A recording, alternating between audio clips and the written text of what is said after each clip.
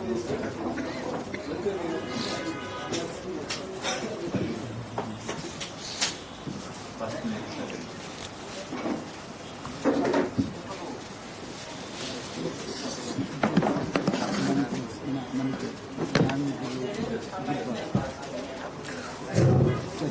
করলাম।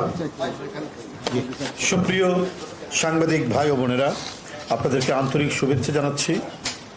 এখানে আমাদের দলের গুরুত্বপূর্ণ সিনিয়র নেতৃবৃন্দ সহ চেয়ারপারসনের উপদেষ্টা কাউন্সিলের সদস্য বীর মুক্তিযোদ্ধা আব্দুল সালাম এবং বীর মুক্তিযোদ্ধা জয়নাল আবেদিন ফারুক, সাবেক বিরোধী দলের চিফ হুইপ সহ আমাদের এখানে গুরুত্বপূর্ণ আরও নেতৃবৃন্দ আছেন। বিএনপি জাতীয় নির্বাহী কমিটির সাংগঠনিক সম্পাদক অ্যাডভোকেট আব্দুল সালাম আজাদ উপস্থিত রয়েছেন। বিএনপি চেয়ারপারসনের বিশেষ সহকারী অ্যাডভোকেট শামসুর রহমান শিমুল বিশ্বাস রয়েছেন। আমাদের সহ সাংগঠনিক সম্পাদক ঢাকা বিভাগের কাজী সাইয়েদুল ইসলাম বাবুল, সহ অর্থনৈতিক বিষয়ক সম্পাদক মাহমুদুর রহমান সুমন। আর কে আছে? নির্বাহী কমিটি কেউ আছে? ও নির্বাহী কমিটির সদস্য কাজী রফিক এবং ছাত্রদলের সাবেক ভারপ্রাপ্ত সভাপতি আমাদের রাশেদ। বন্ধুরা, আপনাদের সবাইকে আন্তরিক শুভেচ্ছা ও কৃতজ্ঞতা। শেখ হাসিনার ইচ্ছায় এদেশের আইন প্রয়োগ হয়, সেটা আপনারা দেখেছেন। কিচ্ছু লাগে না, সরকারের সাথে দালালি করলে জেলখানা থেকে আগেই সে ছুটে গিয়ে আওয়ামী লীগের নমিনেশন নিয়ে এমপি হয়ে যায়।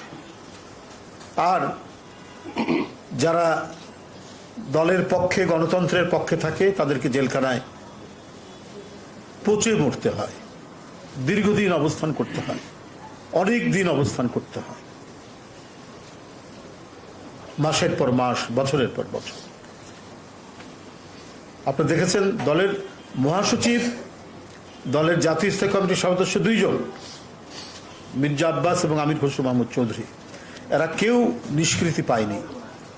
নির্বাচন শেষ না হওয়া পর্যন্ত এদের দিয়ে হয়নি, মুক্তি মেলেনি।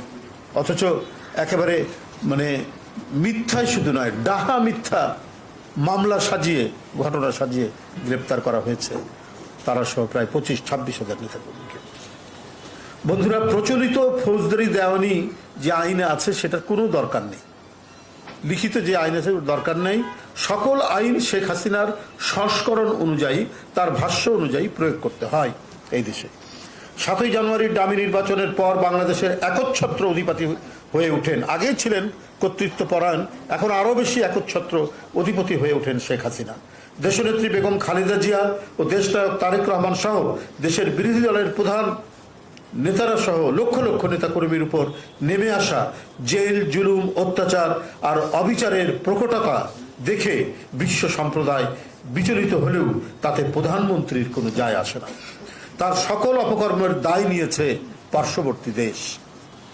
বন্ধুরা, দেশনেত্রী বেগম খালেদা জিয়াকে রাজনীতি থেকে দূরে রাখার জন্যই যে রাজনৈতিক উদ্দেশ্যে মিথ্যা মামলা সাজা দিয়ে বন্দী করা হয়েছে তা আজ দেশ বিদেশে সর্বজন বিদিত।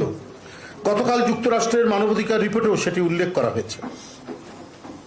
রিপোর্টে যিনি ব্রিফিং করেছেন মিস্টার গিলক্রিস্ট, তিনি তার ব্রিফিংয়ের মধ্যে অনেক বিষয় তুলে ধরেছেন। আমি অত না বলে, যে আমরা বারবার আপনাদের কাছে যে কথাগুলি বলি, এই সরকারের দমন পীড়ন, নির্মমতা, নির্দয়তা, গুম খুন, রক্তাক্ত যে আলপনা তিনি এঁকেছেন এই 1.5 দশক ধরে, আমরা সেটা আপনাদের কাছে বারবার বলেছি। কিন্তু এটার কি বস্তাবন্দি করে চেপে রাখা আর কোনো সুযোগ নেই। গোটা বিশ্ব, গণতান্ত্রিক বিশ্ব, শেখ হাসিনার এই চেপে রাখা অবিচার, অন্যায়, রক্তপাত আস্তে আস্তে বের হচ্ছে এবং গোটা পৃথিবীতেই এটা নিয়ে ধিক্কার উঠেছে।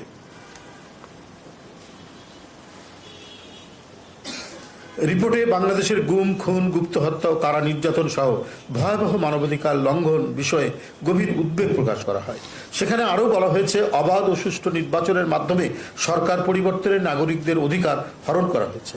বিরোধী নেতাকর্মীদের গ্রেপ্তার ও শান্তিপূর্ণ সভা সমাবেশ বাধা প্রদান সহ বিভিন্ন অবনতিশীল মানবাধিকার পরিস্থিতি নিয়ে বলা হয়েছে।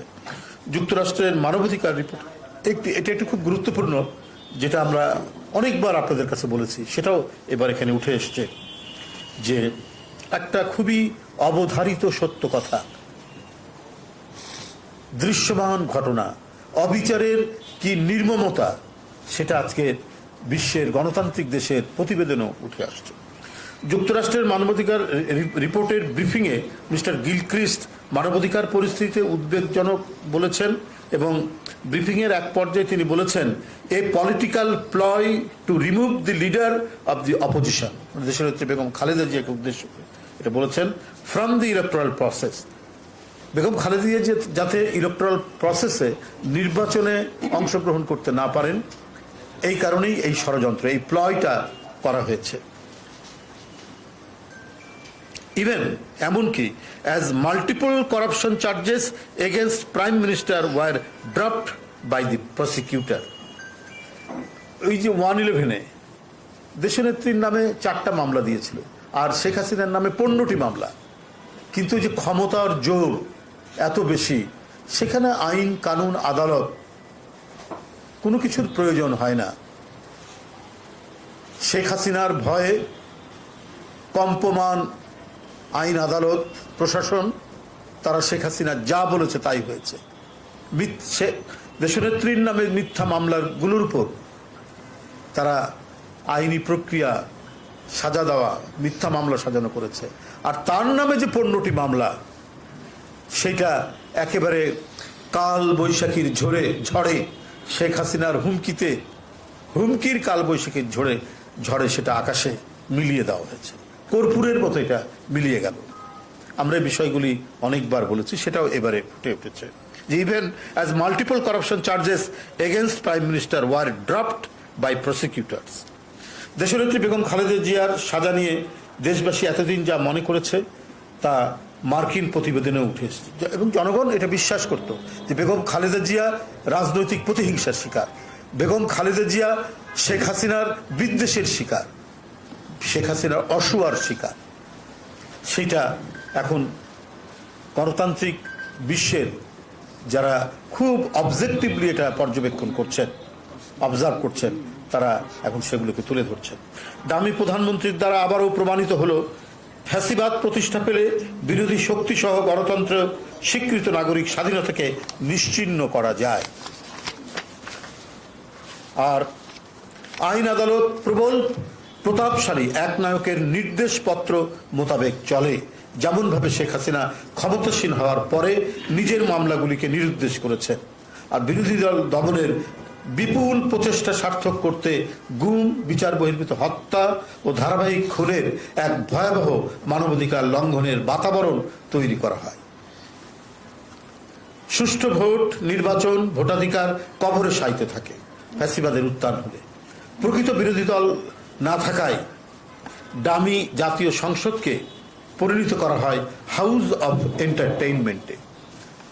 আপনারা দেখেছেন পার্লামেন্টের মধ্যে গান হয়, কত কি ওইখানকার মানে তামাশা হয়, সেটা আপনারা দেখেছেন। তাই ফ্যাসিবাদ থাকলে পরে নির্বাচন হয় একতরফা, আমি আর ডামির নির্বাচন, আর ওই নির্বাচনের যে জাতীয় সংসদ, ওই সংসদ জনগণের স্বার্থ নিয়ে যে একবারে উদাত্ত বিতর্কমূলক যে ইয়ে থাকে, যে পরিবেশ থাকে, সেই পরিবেশকে নিশ্চিহ্ন করে এখন এটাকে করা হয়েছে তাদের নিজেদের একটা হাউস অব এন্টারটেইনমেন্ট। বর্তমান ডামি সরকার অভিন্ন হৃদয় বড় বন্ধু হচ্ছে পার্শ্ববর্তী দেশ ভারত। মনে হচ্ছে দেশের স্বাধীনতা সার্বভৌমত্বের চাবিটা শেখ হাসিনা তাদের দিয়ে দিয়েছে। বাংলাদেশের সরকারের সকল অপকর্মের একমাত্র প্রোটেক্টর হিসাবে তারা একমাত্র ভারতকেই মনে করে। তাই প্রায় প্রতিদিনই বাংলাদেশ ভারত সীমান্তে বিএসএফ কর্তৃক বদ্ধভূমি বাড়ানো হলেও আওয়ামী নিপীড়ক সরকারকে নিশ্চুপ থাকতে হয়। বন্ধুরা, হিউম্যান স্পিরিট শূন্য বিএসএফ এর রক্ত পিপাসু ভূমিকায় সারা জাতি ও আন্তর্জাতিক সম্প্রদায় উৎকণ্ঠিত। বিএসএফ এর নরহত্যার দায় দখলদার আওয়ামী সরকারের উপরেও বর্তায়। তাদের নতজানু নীতির কারণে বিএসএফ আশকারা পাচ্ছে। গতকালও ব্রাহ্মণবাড়িয়া জেলাধীন কসবা উপজেলার পুটিয়া সীমান্তে ভারতীয় সীমান্তরক্ষী বাহিনীর গুলিতে হাসান মিয়া নামে এক বাংলাদেশি যুবক নিহত হয়েছে। সীমান্তে রক্তের দাগ যেন শুকাচ্ছেই না। বাংলাদেশি মানুষের রক্তে সীমান্ত সবসময় ভেজা থাকছে। ভারতীয় সীমান্ত রক্ষী বাহিনী বিএসএফ যেন নির্যাতন আর মৃত্যুর নির্মম খড়গ। তাদের মনে নিত্য জেগে রয়েছে কেবল হত্যার উল্লাস। আর দখলদার আওয়ামী সরকার আইন শৃঙ্খলা বাহিনী ও যুবলীগ ছাত্রলীগ ক্যাডারদের দিয়ে নিজস্ব সেনা দল গঠন করে নিজ দেশে জনগণের বিরুদ্ধে প্রতিনিয়ত চালাচ্ছে সাঁড়াশি অভিযান। কিন্তু ক্ষমতার নেশায় আচ্ছন্ন দখলদার আওয়ামী সরকার বিএসএফের বর্গীর ভূমিকার বিরুদ্ধে টু শব্দ করতে পারে না। আমি বাংলাদেশ ভারত সীমান্তে বিএসএফ কর্তৃক গতকাল নিহত হাসান মিয়া সহ প্রতিনিয়ত বাংলাদেশি মানুষদের নির্বিচারে হত্যার ঘটনার তীব্র নিন্দা ও ধিক্কার জানাচ্ছি। গতকাল কসবা উপজেলার কুটিয়া সীমান্তে ভারতীয় সীমান্ত রক্ষী বাহিনীর গুলিতে নিহত হাসান মিয়ার আত্মার শান্তি কামনা করছি এবং তার পরিবারবর্গের প্রতি গভীর সহানুভূতি জানাচ্ছি। এছাড়াও বন্ধুরা, আমার ছোট্ট দুটি ঘটনা। ঢাকা মহানগর দক্ষিণ অন্তর্গত ওয়ারি থানাধীন 39 নম্বর ওয়ার্ড বিএনপির সাধারণ সম্পাদক জাফর ইকবাল লিটনকে গতকাল গ্রেপ্তার করে পুলিশ। এছাড়াও লালমনিরহাট জেলা বিএনপির যুগ্ম সাধারণ সম্পাদক সাবেক উপজেলা চেয়ারম্যান এ.কে মমিনুল হক ও সদর উপজেলা ছাত্রদলের আহ্বায়ক জাহাঙ্গীর খান একটি মিথ্যা মামলায় উচ্চ আদালতে জামিন থাকা সত্ত্বেও গতকাল জেলা আদালতে জামিন চাইতে গেলে আজ্ঞাবহ আদালত তাদের জামিন নামঞ্জুর করে কারাগারে প্রেরণের ঘটনায় আমি তীব্র নিন্দা ও প্রতিবাদ জানাচ্ছি। গত 19 এপ্রিল 2024 তারিখে চট্টগ্রাম মহানগর তাঁতি দলের যুগ্ম আহ্বায়ক ও আকবর শাহ থানা তাঁতি দলের সভাপতি মোহাম্মদ আনোয়ার হোসেন জাহাঙ্গীরকে গ্রেপ্তার করে পুলিশ। আমি অবিলম্বে মিথ্যা মামলায় গ্রেপ্তারকৃত সকল নেতৃবৃন্দের নিঃশর্ত মুক্তির জোর আহ্বান জানাচ্ছি। বন্ধুরা, আপনাদের সকলকে ধন্যবাদ। আল্লাহ হাফেজ। পাশাপাশি একটি ঘোষণা আপনাদের কাছে। গত 18 এপ্রিল বৃহস্পতিবার সন্ধ্যায় ফরিদপুর জেলাধীন মধুখালীতে 2 জন শ্রমিককে পিটিয়ে হত্যা করা হয়। এরা একটি মন্দিরের পাশে প্রাইমারি স্কুলের শৌচাগার নির্মাণের কাজ করছিল। দুজনেই আপন ভাই। এই মর্মস্পর্শী নির্মমতা আর কতদিন চলবে, আর কত হবে? এবং দুইজনই কিন্তু কিশোর। এদেরকে পিটিয়ে হত্যা করা হয়েছে।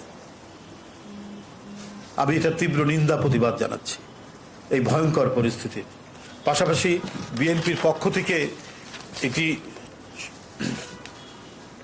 নিরপেক্ষ এবং সুষ্ঠু তদন্তের জন্য একটি তদন্ত কমিটি করা হয়েছে। বিএনপির ভাইস চেয়ারম্যান অ্যাডভোকেট নিতাই রায় চৌধুরীকে আহ্বায়ক করে একটি কমিটি গঠন করা হয়েছে। এই কমিটির অন্যান্য সদস্যরা হলেন বিজন কান্তি দাস, বিজন কান্তি সরকার, সরকারের সাবেক যুগ্ম সচিব আর বিএনপি চেয়ারপারসনের উপদেষ্টা কাউন্সিলের সদস্য বিজন কান্তি সরকার সদস্য রয়েছেন ব্যারিস্টার রুহুল কুদ্দুস কাজল, বিএনপির জাতীয় নির্বাহী কমিটির সদস্য, তিনি সদস্য রয়েছেন বিএনপির জাতীয় নির্বাহী কমিটির ফরিদপুর বিভাগীয় সাংগঠনিক সম্পাদক শামা ওবায়েদ, সদস্য রয়েছেন বিএনপির সহ ধর্ম বিষয়ক সম্পাদক অমলেন্দু দাস অপু। বন্ধুরা, এটি গতকাল আমাদের জাতীয় স্থায়ী কমিটির যে সভা, সেই সভায় এই ঘটনায় গভীর উদ্বেগ প্রকাশ করা হয়। গতকাল জাতীয় স্থায়ী কমিটির সভায় এই মর্মান্তিক মর্মস্পর্শী ঘটনার এই নির্মম হত্যাকাণ্ডের গভীর উদ্বেগ প্রকাশ করা হয় এবং উদ্বেগ প্রকাশ করে এটি সুষ্ঠু এবং নিরপেক্ষ তদন্তের জন্য একটি কমিটি গঠনের সিদ্ধান্ত হয়, যা আপনাদের সামনে আমি এখানে উপস্থাপন করলাম। আপনাদের সকলকে ধন্যবাদ। খোদা হাফেজ। কি প্রশ্ন? কোনো বক্তব্য নেই, এইটাই আমাদের বক্তব্য। ধন্যবাদ। শুক্রবার 11 ভারতীয় পণ্য আর্থিক